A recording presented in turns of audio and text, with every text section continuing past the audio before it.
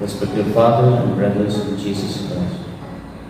Today, our Holy Mother Church celebrates the solemnity of Saint Joseph. When we go through the Gospel of Saint Matthew, Matthew presents and portrays Joseph as a just man, whereas in other Gospels we see, especially in the narration of Jesus' birth in the Gospel of Luke, we see Luke highlights only Mary, not Joseph.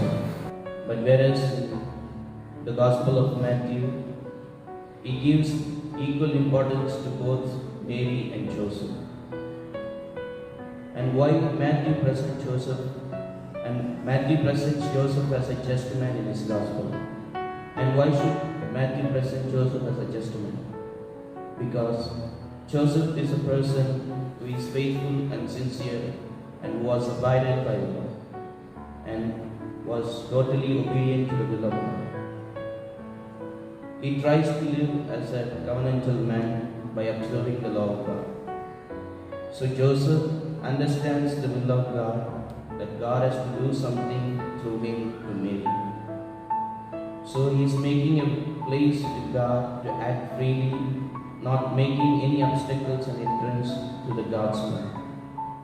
That is why Matthew presents in his Gospel Joseph as a just man.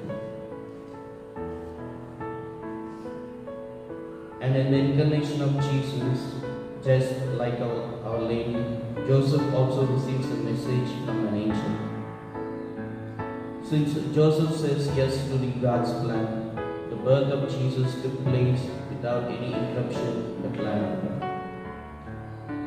Then Joseph's yes to the God's call was also essential as just Mother Mary's yes.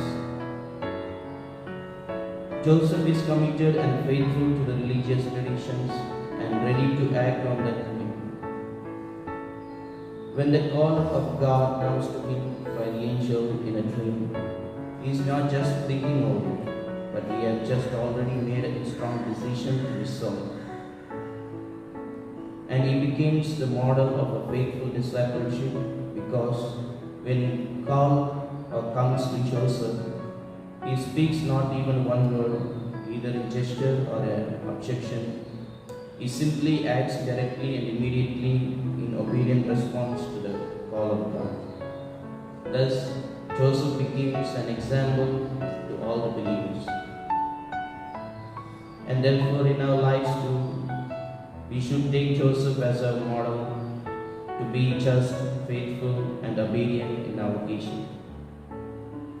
And when we are faced with the difficulties, confusions, misunderstandings, and pains, and so on in our lives, let us not just put down ourselves. Rather, like Saint Joseph, let us be courageous and understand the will of God in our life and accept it by simply saying yes. So, in this Eucharistic celebration, let us intercede the prayers of Saint Joseph, that we may live a just and faithful life in our